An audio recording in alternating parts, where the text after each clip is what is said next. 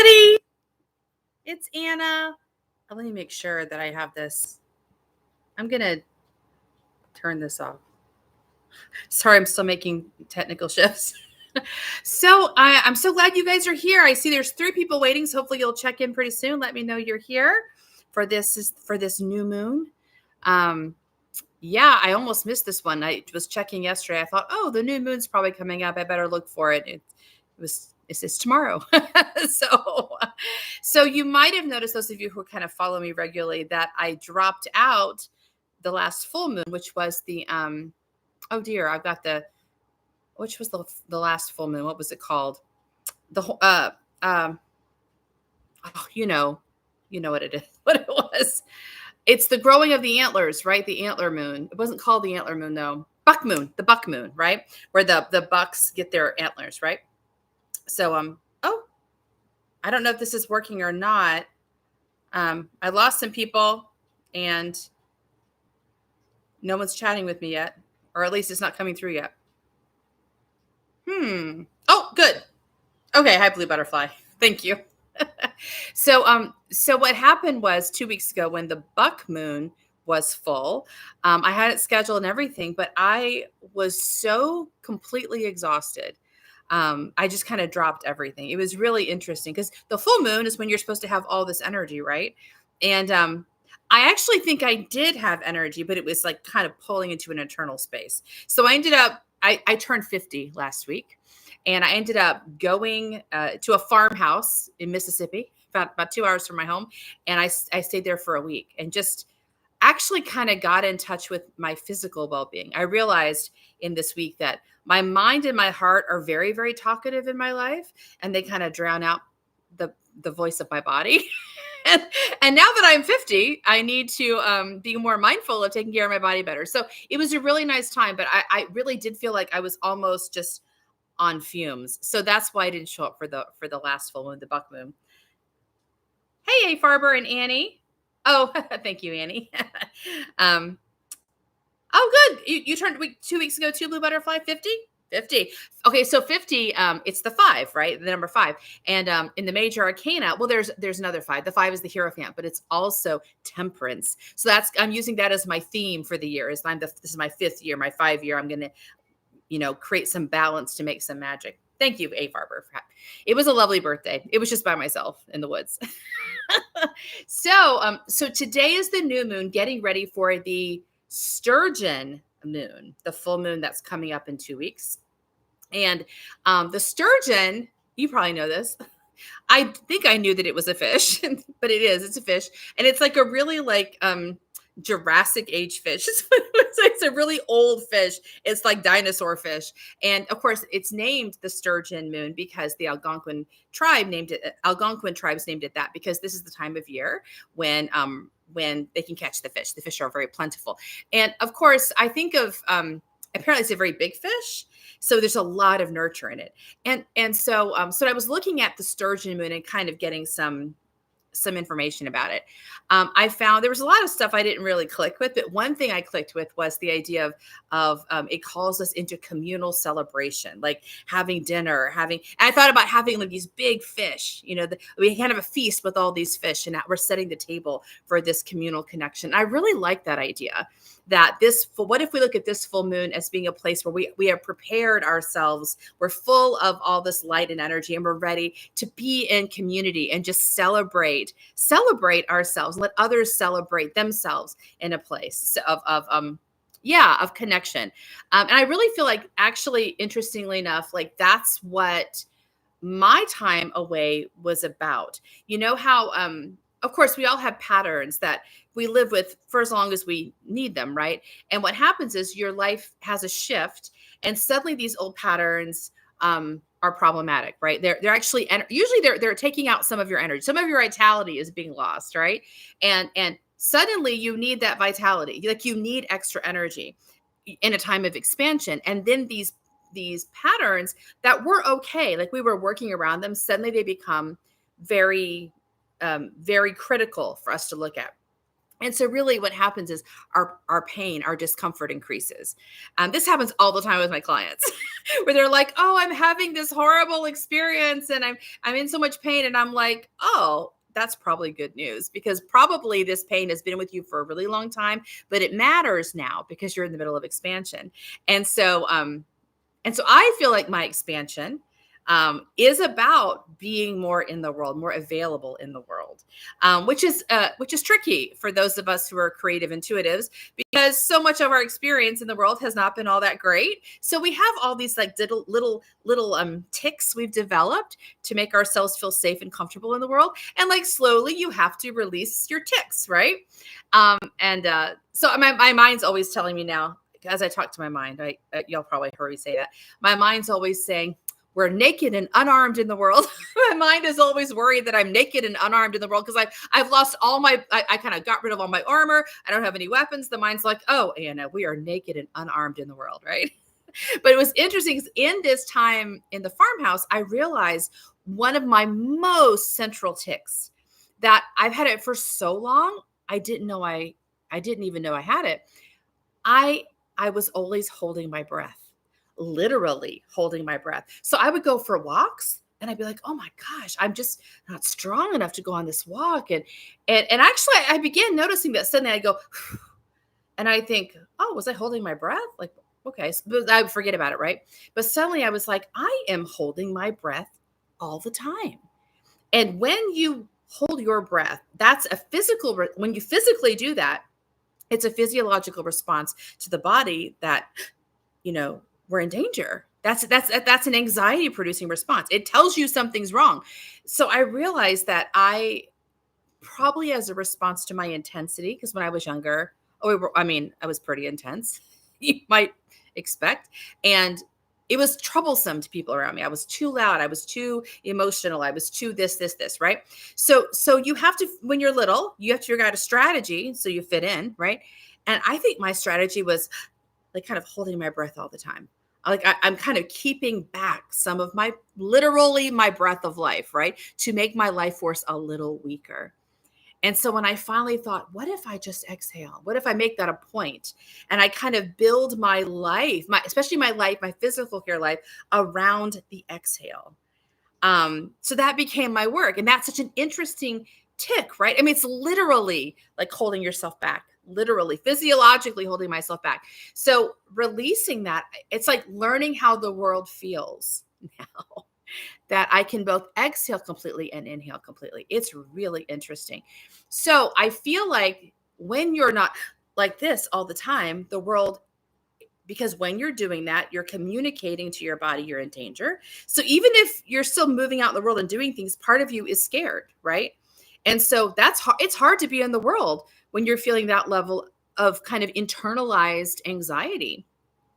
But when you release it, I wonder what's possible now, right? So I'm really looking forward to the Sturgeon moon as being, what does it look like to really expand in a new way? Let's see. I was going to check the hi moon sun and Bonzo.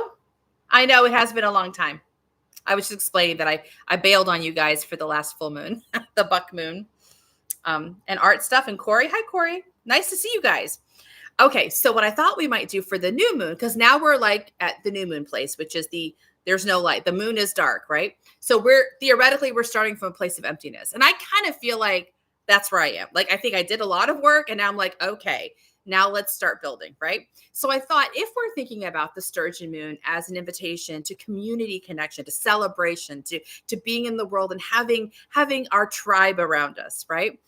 How would we prepare for that? Like if you're planning Thanksgiving dinner or Christmas dinner or a birthday dinner, right? How would you prepare for that? Well, you begin to think and start collecting what you need, right? So we're going to collect supplies for our party. So I thought the spread we could do is a 3-card spread, because I like 3-card spreads. I think they're fun. Been asking the question, how do I fill my larder in this new moon time, getting ready for the full moon? How do I collect what I need so that I'm ready for the celebration? I'm ready to share my gift in the world, be in the world in a way that feels very prepared and intentional and true to who I am. So, yes. So I've got my deck. I've already shuffled it because I shuffle in advance because I don't want you to watch me dropping my cards. I haven't cut it yet, though. I'm going to cut it there. Okay, so you can use my spread. I'm going to pull the spread here.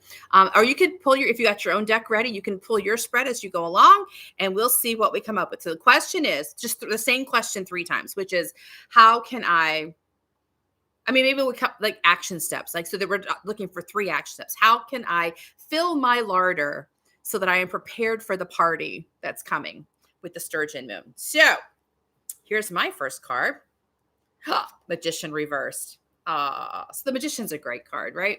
Because it's all about, so the Magician's the first card of the major arcana, and I'm sure you've probably heard me talk about the numbers, how I work with the numbers. So the number 1 is the seed card. It's the beginning, as you might expect. So the Magician, I'm turning him up right for a second, is the one that I call him the lightning rod, right? Because he stands with one hand pointed to heaven and one to the ground. He is evoking energy from the heavens. He's evoking a seed, bringing in a seed into the planet. So basically the Magician says, what is it that I'm missing here? What's missing on this planet? What do we need? So he evokes the seed from heaven and plants it in the earth. So the first step of the Magician is just, I've evoked it and there it is. It's in the ground, right?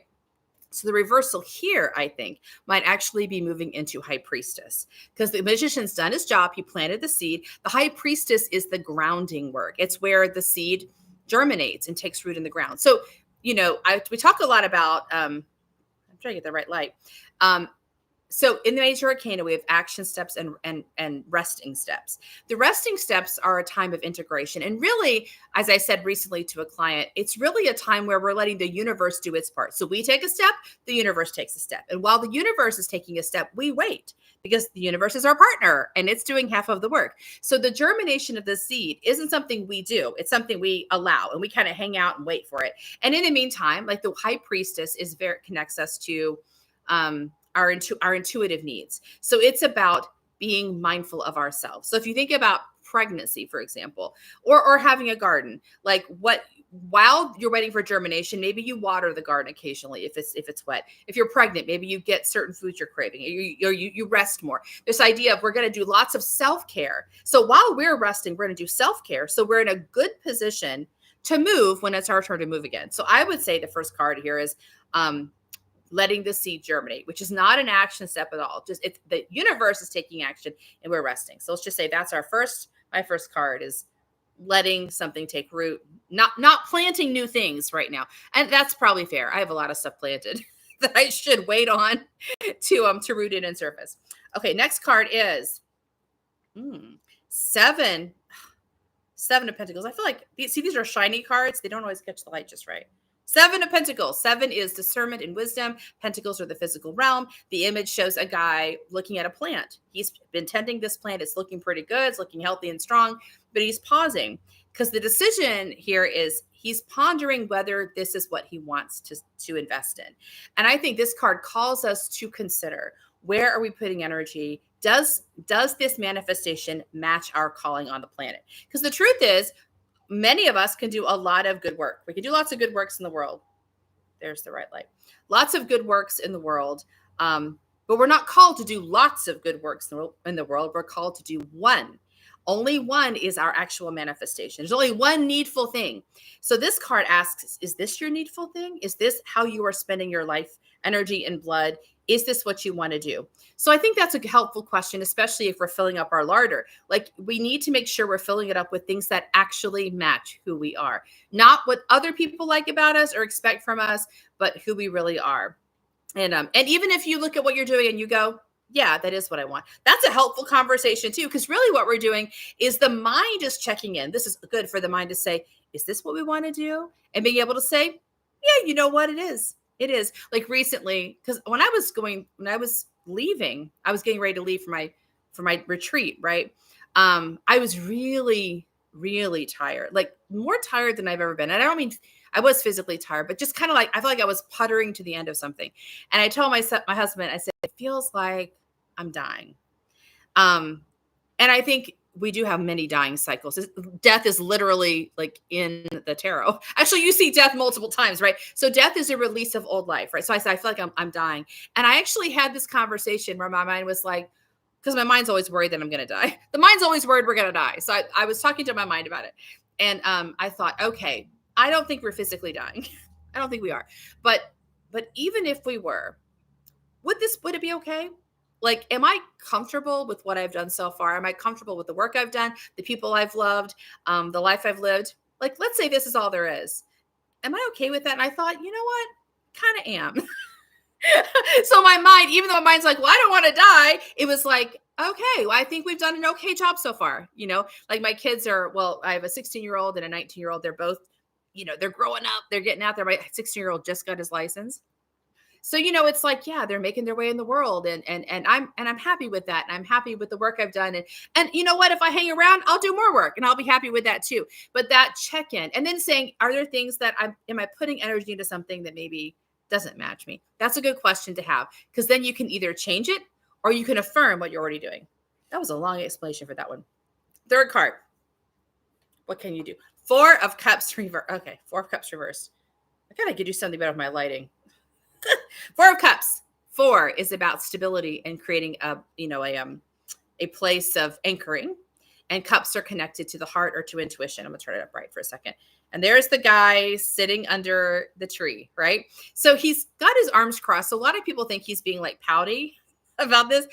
And maybe he is a little, because I think sometimes, we retreat from the world because it's hurting our feelings. And I think especially with the cups, which are about the heart and connection. So maybe we need a break for other people. We need a break because we're like, oh, my heart is hurting. I know that's true, especially if you're a creative, intuitive, or you're, because I think we tend to be more empathic, and we're built to be, often we're built to do a lot of healing work. So the world can be very overwhelming sometimes. And so we're called to leave it. But leaving the world is not supposed to be because we're mad.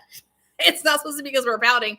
It's because we are looking for the voice of our own heart. He's spending time away so we can kind of get in touch with his own heart to create that stable relationship with the intuition. So when this card shows up, it tells me that we need to make sure we have a stable relationship with our intuition. It's time to step out. These other voices are too loud. They're distracting us. If we're going to move forward, we need to have a very clear working relationship and language with the intuition. So we know what the intuition is telling us, because moving forward, we need that language to be pretty clear. We need for the mind to be able to ask questions and get answers because they're actually talking right now. So that's how I'd see the upright. The reversal to me is like, okay, you've got the foundation. Let's start moving forward. Let's start moving forward with the heart. And the following step from the four is the Five of Cups. And the Five of Cups is the challenge point where in the image, the guy is looking back at a house that he's been kicked out of. Sadly, he's looking very sad, like he's been exiled. And so he's got two in front of him. There's two cups that have fallen over, and three cups have fallen over. Behind him are two more cups. So the challenge of that is the heart has been broken. The heart needs to, and we need to know that. We need to surface our own loss and pain, which, by the way, when we initially get experience heartbreak, we don't really have the skills typically early in life to do anything about it. So all we can do is sort of cut it off and move forward. We cauterize the wound and we move forward, right? But the Five of Cups is saying, now you're ready to actually bring this wound back, to love it, bless it, heal it, and release it. And then, of course, turn around. So after you've released this wound, you turn around and there's the other two cups ready for you. The new path is ready. So the idea of like, once you've really gotten in touch with your heart, you're able to heal the heart. Let the heart show you where it's in pain, and the intuition show you where the pain is so you can heal it. So there's probably some healing work to be done. I think this is definitely true of me. There's more stuff I have to clear. So anyway, that's my spread for this new moon. Let me look at some of your guys's. Okay, let's see. Art Stuff in La La Land. I like that name. Oh, thank you. Okay, let's see. Bonzo. Okay, so Bonzo's got a 3-card spread. Two of Pentacles reversed. So we're asking the question, how do we fill our larder, right? So Two of Pentacles. Oh, that's the guy who's juggling pentacles. Always my interpretations are right away. You probably know that, but I just like to say it. The guy's juggling his pentacles on the seashore. He's also dancing a little jig. Pentacles is the physical realm. And Two is about germination, like the high priestess I was saying, germination and digging in. So the idea here is the guy is finding a place of physical balance in his life. So he's finding a place of, like you do this much work, this much play, this much activity, this much rest. The idea of recognizing we live in physical bodies in a physical world, and there are limitations to what we can do, or we have to figure out the right balance so that we live a life that is sustainable. And he's also dancing. So he's not just like walking, he's also like dancing a little jig, right? And in the background, in the Rider-Waite, there's the sea. So the sea represents intuition. So he's not just, in his physical body is not just finding the balance itself. It's also in relationship with the intuition. So the reversal of that might be like throwing yourself out of your typical balance, if that makes sense. Like if sometimes we have patterns, like I was saying before, that are helpful to us, but we might outgrow them. So there may be something about the Three of Pentacles. So the Two of Pentacles reverse might be an invitation to the Three of Pentacles, which is, well, what might you do differently? Like what might you expand into? How could you shake things up a little bit? So you might look at places in your life where your patterns are stable and maybe they feel fine, but maybe they're a bit boring. Three of Pentacles is about out in the world creating something and drawing people to you. So how can you become more visible? How can you step out of your regular pattern so that you're ready to be a bit more visible, to gain a bit more momentum in the world? Because most people who are drawn to me are not really people that live very successfully in the status quo for very long. They're usually expanding. So I feel like there's some invitation to expansion there by breaking old patterns. Empress, oh my gosh. So since I read that, I would say definitely Three of Pentacles is where you're headed with that Two of Pentacles reverse. Empress is about creative flow. It's about, she's in this position. I think she's the only major arcana card that's she's the only card ever that's sort of like laying down, like she's on a chase lounge. So she is like reclining, and she's surrounded by all this verdant, beautiful creativity, creation, which she has created. And so she is in constant flow. She's the birthing energy, right? Constant flow. And it comes from a place of allowing. She's not really making something happen. She's agreeing to be a vessel through which things come into the planet. So I would say there is something about letting creative flow free and helping the mind not interfere. That's actually the challenge with creative flow or creative processing, is not that we can't do it. Usually we're kind of natural at doing it. It's that the mind is interfering, asking questions like, but what are we going to do with this? What's it going to look like? Who's going to like this? What if people don't like it? All that stuff is like, it's the wrong, not that we don't, there are times when some of those questions are helpful, but right now we're in a position of allowing. So there's something about opening up that creative flow and allowing yourself to just play in that and enjoy it rather than challenging it or questioning it. And the last one is, let's see, Five of Swords reverse. I was just talking about the mind. So Five of Swords, the 5 is the challenge point. Swords are the mind, right? And so the image is this guy on the seashore who's like got his swords, and he's fought several duels, and he's very proud of himself because apparently he's won a few duels. He's got extra swords on the ground and he's ready to fight, right? And so, and that's the mind wanting to prove that it's smarter, cleverer, better than other people, which is what the mind does when it's feeling anxious, right? It wants to show it's better than everybody else. And also the world, when the mind thinks it's in a competitive world where it has to be better than everybody else, that's sort of the movement of the mind. But in the image, you have two people that are walking away. And to me, they're the ones who meet the challenge successfully, because they realize that there's no point in investing energy in this combat. This combat gets you nowhere. It just uses up time and energy, gets the mind all excited, but it doesn't really accomplish anything. We don't really want the mind to be engaging in competitive warfare. We want the mind to be serving the purpose of our lives, taking action steps that serve us. So the Five of Swords reverse to me is like helping the mind stay unhooked. So helping the mind, avoiding things that get the mind hooked, but also when you notice the mind gets hooked, like you feel like you want to fight with somebody, you get defensive, you want to explain yourself, kind of helping your mind step away from that. It doesn't matter if that person understands or not. And it's a waste of energy. So as you're building up your larder, you don't want your mind to be emptying it by like engaging this nonsense and this nonsense. Because what they're really doing, your mind's responding to another anxious mind. So like, if you let this anxious mind draw you in, now you're both anxious together. And all you've really done is joined each other in feeling anxious. But if you're able to go, oh, that mind is anxious, that's not really my business. I'm going to ask my mind to stay here. And I love the fact that the Empress is here too, because it's like, we'd really like the mind to just watch how cool the manifestation process is. Like, we want the mind not to interfere, but to realize there's real magic afoot. And we want the mind to focus on that and not get distracted by other anxious minds. That'd be how to read that, Bonzo. Okay, blue butterfly. So first is Knight of Swords. Okay, the Knight is the action taker. This is how we're filling our larder. That's what I said. So first action steps, Knight of Swords. Knight is the action taker of the court cards. He's the one that does things. Swords is the mind. So the Knight is in that image in the Rider Waite. He's tearing off across the field. He's very focused. He's very clear on what he's going to do. So he's got a set of action steps. He's on a quest. He's got a set of action steps. He's like, I'm ready to do this, right? So it could very well be that you have something pretty clear in mind that you want to do, and your mind's ready to do it. So let your mind start taking action.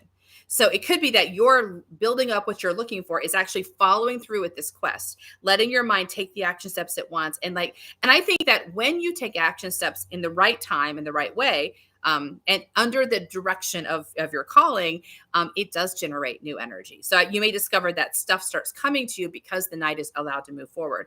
So you may look at maybe why you've not been taking action steps, and see if you can help release that if there is something blocking you.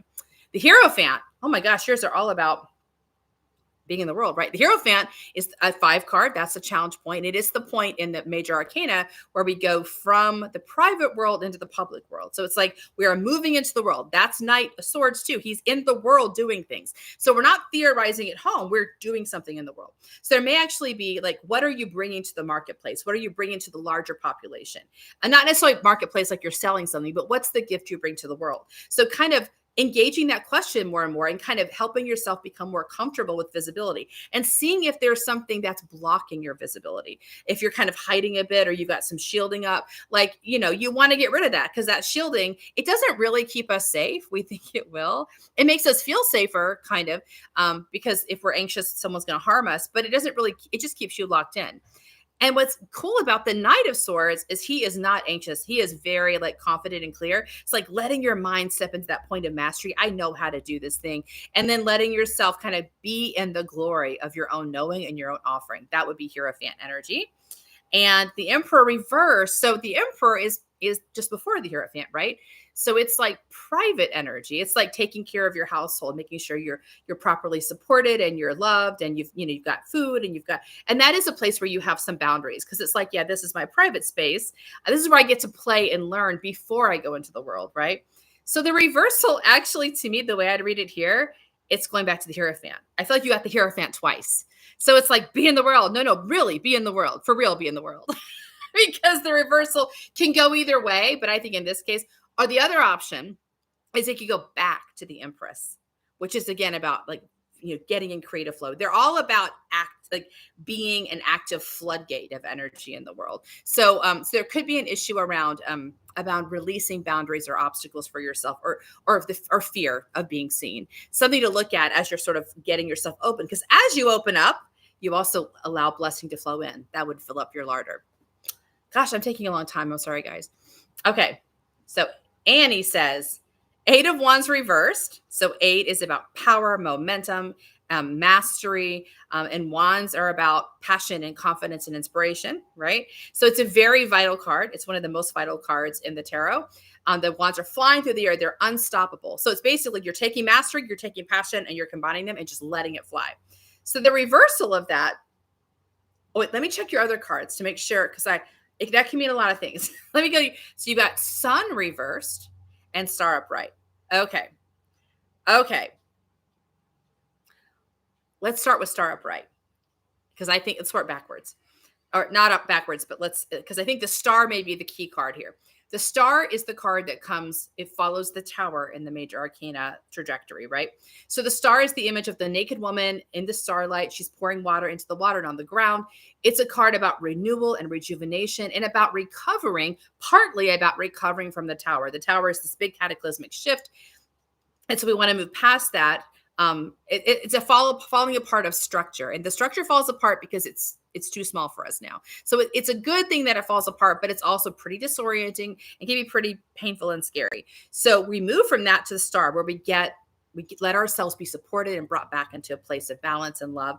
And also we feel through the expansion that's happened. So the Tower fell because we got bigger. We're going to feel through that expansion. So we're not just recovering. We are kind of stepping into the new possibilities of ourselves. So this suggests to me something shifted, some structure fell apart, making room for your larder to be bigger.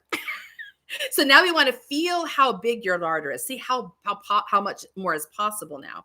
And connected to that, we've got the Eight of Wands reversed and the Sun reversed. And I think those are similar because Eight of Wands is about passion and confidence and flow. The Sun to me is about receiving and giving love. Like we receive the love and warmth of the sun. It's the source of life in our universe or in our solar system.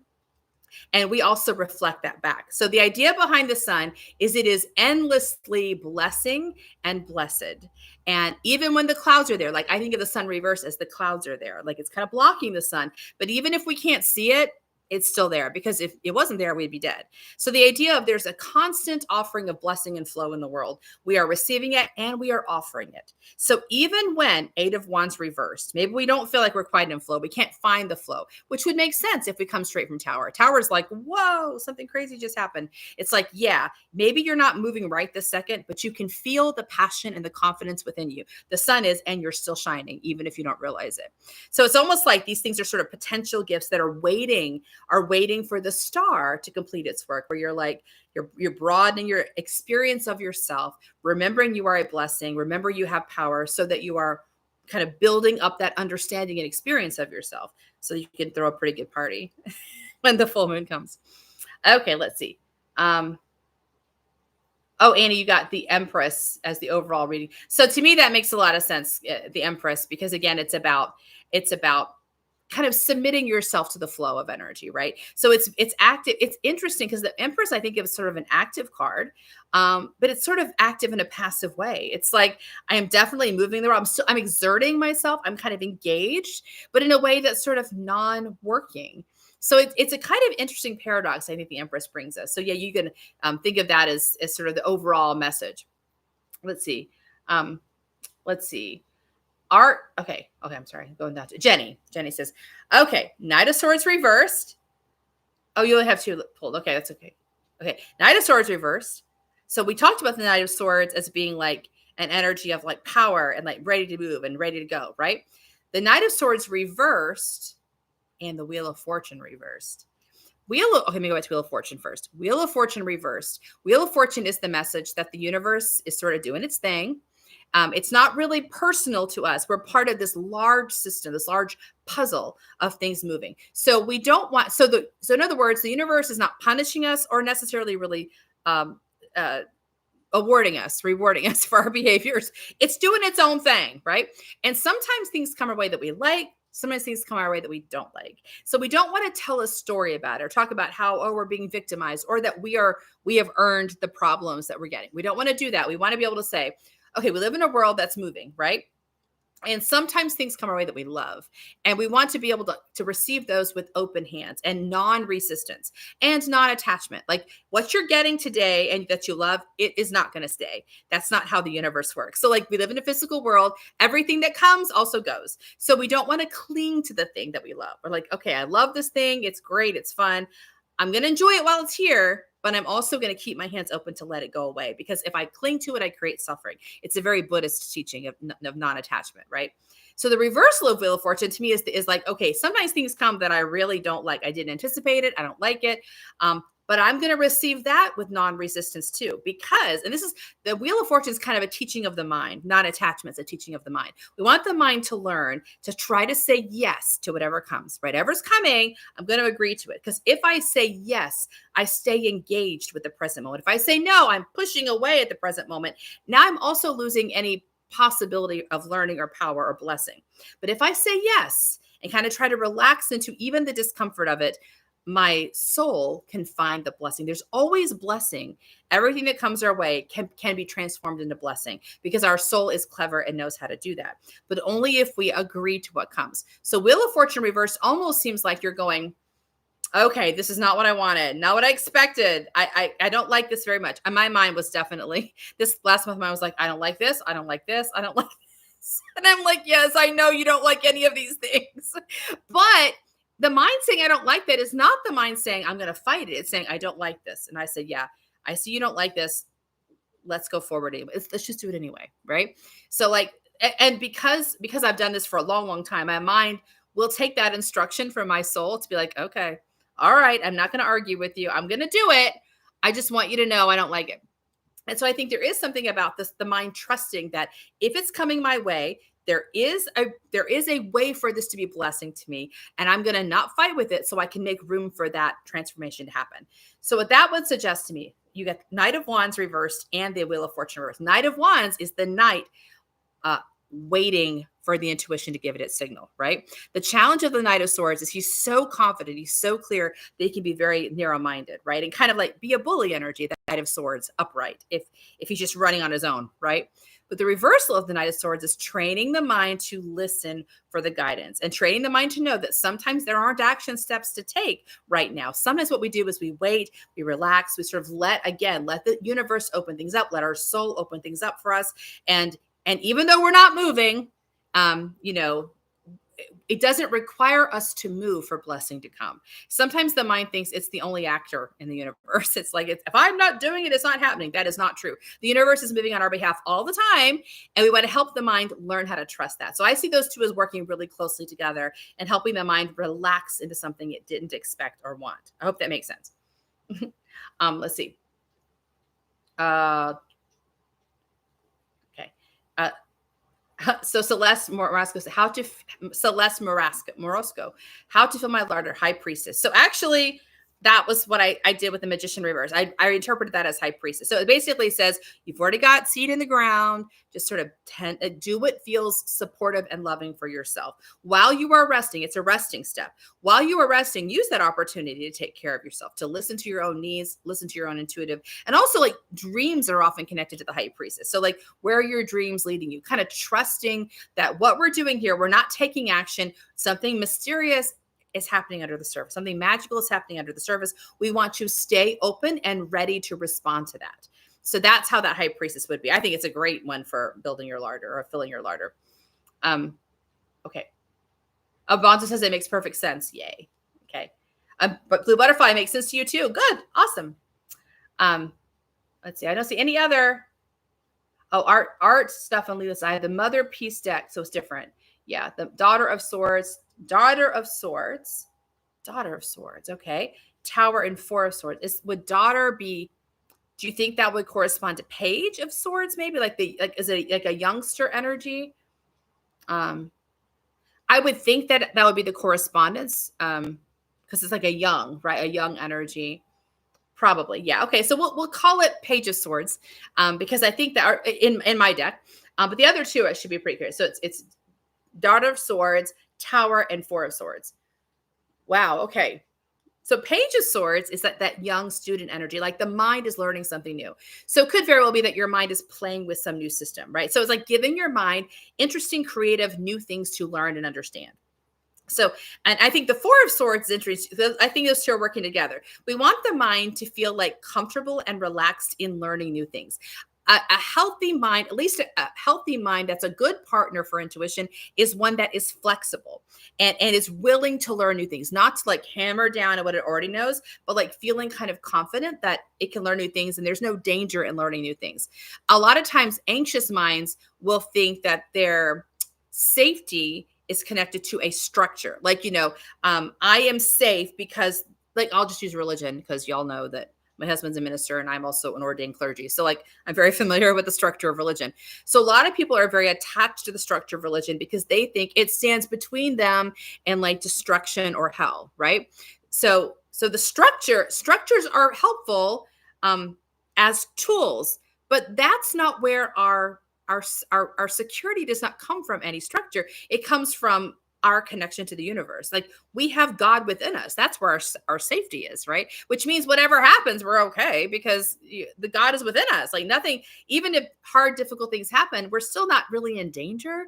And I think that's the training of the mind. The mind learns, well, there's nothing, we're just kind of playing here. There's nothing bad can happen to me, really. I mean, scary things can happen and hard things can happen, but I have this, this God energy right next to me. So I would say, when a mind feels confident that it's safe, it can play. That would be the Page of Swords, letting your mind play and not feel pressured to do things its old way. Try to do something new. The Four of Swords to me is about stability. The image in the Rider-Waite is the knight in the crypt. So he's resting, right? And the idea, well, actually he's dead. He's in the crypt, so the knight is actually dead. I told you death shows up a lot in the tarot. So it's like the mind is settled. Like the mind's not having a fight. It's not scared. It's not fighting. It's not struggling. It's like finding its place of stability. So to me, that's that relationship between the mind and the soul, saying, I'm safe. I'm all right. So both those cards seem to be about the mind being supported, encouraged to play, and also told, you're safe. I've got you. Okay. The other was, and the tower, which is interesting, right? Because the tower is everything's falling apart. So actually those go together really well. Like the mind learns that the tower is the structure that you've outgrown. It's a structure that was helpful, but is no longer helpful. It's time for it to go. So the mind can see the tower falling apart as a good thing. And the Page of Swords can say, yeah, get rid of the old thing. Let's try something new. And the Four of Swords is, yeah, you're safe.